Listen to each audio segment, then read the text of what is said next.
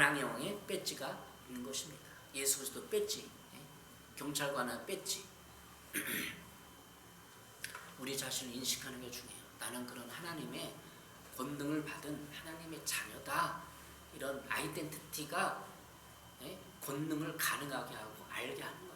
그걸 모르면 세상에 밟히는 거예요. 세상에 무시와 조롱에 밟혀서 상처받고 낙심하고 좌절하고, 내가 이렇게 열심히 사는데도 왜 세상 사람들이 날 인정해 주지 않고 조롱하지? 왜 세상 사람들에게 상처를 주지? 그러는 거예요. 우리 그리스도인이 뱀과 정결 밟히면 되겠어. 밟아야지. 두 번째 본문, 권능을 사용한 자의 사역을 봅니다. 영적 전쟁 현장이라는, 영적 전쟁 현장. 그러니까 내가 밟히느냐 밟느냐 전쟁이에요. 주님께서 우리에게 이 권능을 주신 목적은 다 하나입니다. 사역하기 위함이에요. 바로 예수 그리스도를 복음을 전파하고, 내가 세상에 입지를 세워서 그들을 리더하고 복음을 증거하기 위해서요. 세상에 나가 리더가 돼야 되는 이유가 뭘까요? 리더가 돼야 복음의 영향력이 나타나요. 내 영적 만족이나 자랑을 위해서가 아니라 묶인 자를 자유케 하고 하나님 나라를 확장하는 사역을 위해 주셨습니다. 구약의 이스라엘 백성과 신약의 제자들은 모두 이 권능을 힘입어 사역했습니다. 구약에서 출애굽기 보면 모세가 가진 것은 보잘것없는 나무 지팡이였습니다. 모세가 나무 지팡이 가지고 있었잖아요. 그것이 하나님의 권능을 상징하는 지팡이가 되었을 때 홍해가 갈라지고 반석에서 물이 났습니다. 지팡이를 던져라, 지팡이를 내라, 홍해가 갈라졌어요. 다윗과 골리앗 앞에 나아갈 때 그는 갑옷이나 칼이 아니라 만군의 여호와의 이름으로 나갔어요. 사무엘상 17장 45절. 그러니까 우리가 권능을 주는 도구들이 있어요. 예수 그리스도 이름, 구약시대 때는 하나님의 만군 여호와의 이름, 다윗이 만군의 여호와의 이름으로 나갔잖아요. 신약시대는 예수 그리스도 이름, 예수 그리스도 피, 보혈, 권세, 도구를 사용해야 돼요. 피, 권세. 예수님이 승천하신 후 사도들이 이 권능을 어떻게 사용했습니까? 사도행전 3장에서 베드로와 요한은 성전 미문에 앉아있는 못 걷게 된 이에게 외칩니다. 은과 금 없거니와 내게 있는 이것으로 내가 주노니 나사렛 예수의 이름으로 일어나 걸으라. 나사렛 예수의 이름이 권능을 주는 거예요. 나사렛 예수는 환경에게 명하고 선포한, 그를 우리가 권능이 있는 것입니다. 성도가 가진 권능의 원천이 내 힘이 아니라 예수님의 이름을 강조하는 예화가 있어요. 세상 가장 복잡하고 차량 통행이 많기는 유명한 미국 뉴욕의 타임스퀘어 거리를 상상해 보십시오. 수많은 덤프트럭과 수원을 훅가는 스포츠카들이 굉음을 내며 질주하고 있습니다. 그런데 체구도 작고 가냘픈 여성 교통 경찰관이 도로 한복판에서 서서 호각을 불며 한쪽 손을 위로 쫙 들어 올립니다. 어떤 일이 일어날까요? 그 무시무시한 속도로 달리던 거대한 덤프트럭과 슈퍼카들이 끼익 소리를 내면서 그 작은 경찰관 앞에 일제히 멈추어 섰습니다. 그 이유가 무엇입니까? 바로 그 여성 경찰관의 개인적인 힘이 트럭을 이길 만큼 세기 때문입니다. 세기 때문입니까? 아닙니다. 만약 제복을 입지 않은 개인이 맨몸으로 그렇게 막아섰다면 큰 사고가 났을 것입니다. 덤프트럭이 멈춘 이유는 그 경찰관의 등 뒤에서 미국 정부라는 거대한 국가의 권위와 법적 힘이 버티고 있기 때문입니다. 그 경찰관은 국가로부터 위임받은 권세를 사용하고 있는 것입니다. 우리 그리스도도 마찬가지예요. 영적 전쟁터 같은 세상에서 사단을 향해 멈춰라, 떠나가라 외칠 수 있는 이유가 바로 여기에 있습니다. 내 주먹이 세거나 내 스펙이 대단해서가 아닙니다. 만왕의 왕이신 예수 그리스도께서 하늘과 땅의 모든 권세를 우리에게 위임해 주셨기 때문입니다. 우리는 영적 제복을 입은 하나님의 군대입니다. 그래서 여러분의 계급을 높여야 돼요. 소위 계급으로는 안 돼. 그러면 중위 대위로 높이고 소령 대령으로 높이고 장군으로 높여서 여러분의 영적 권세가 더 증가하고 확장되고 사용되기를 원합니다. 우리에게 은과 금, 세상적인 자원과 스펙이 부족할 수 있습니다. 그러나 낙심하지 마십시오. 우리에게는 은과 금보다 비교할 수 없이 강한 예수 그리스도 이름, 권능이 있습니다. 부천에 주 예수 이름 교회가 있어요. 이기도 목사님 사역하는 세계를 다니면서 사역해요. 지금도 그 집회 막 문자 오고 막 카톡에 떠요. 그 권세를 사용하는 거예요.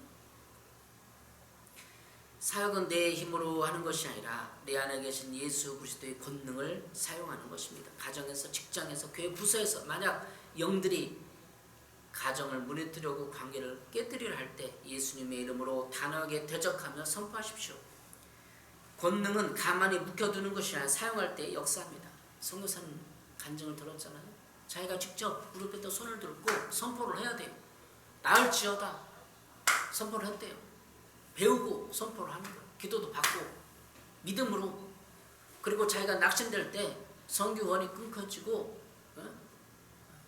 그럴 때 그 속에서 몇 년 동안 자기 내면과 싸움을 했대요. 이런 말씀을 통해서 이긴 거예요. 선포를 한 거예요. 아니다. 이곳에 부른 목적이 있다. 그러니까 최근에 작년인가 재작년에 은퇴했는데도 그분에게 개척할 수 있는 건물을 성전을 지을 수 있는 2천만 원이 들어갔다고. 그래서 지금 진행 중인데 진행 중이고 간증을 들었습니다. 그러니까 우리가 낙심하지 않고 권세를 사용해야 돼. 선포하고 나에게 주는 내 자아의식을 먼저 이겨야 돼.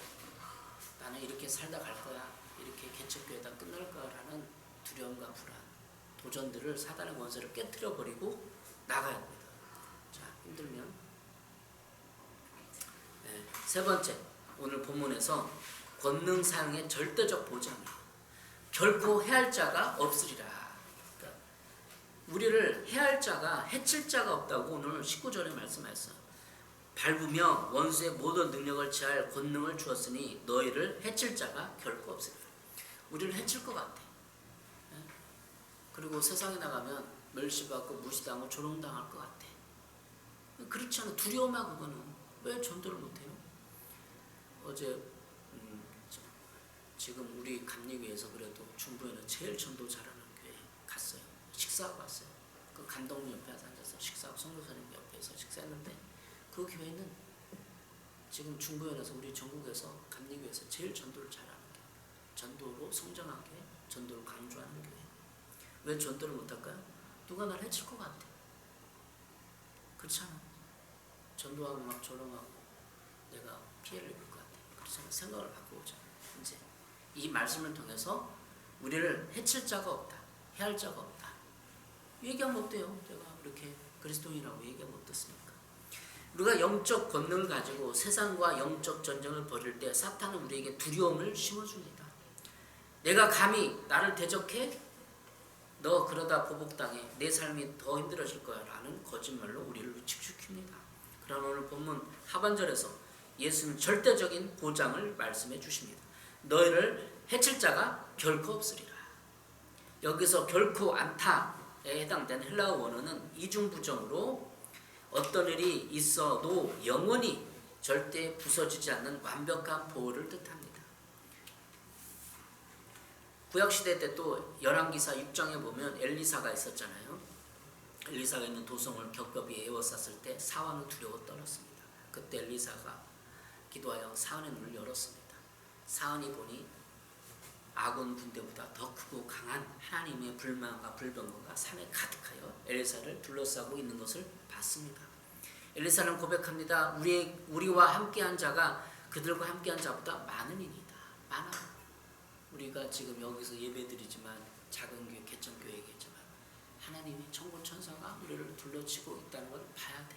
믿음으로 보고 현상으로 보고 전도 현장에서도 그렇다는 걸 봐야 됩니다. 사도 바울 로마서 8장 31절에 선언합니다. 하나님 우리를 위하시면 누가 우리를 대적하리요.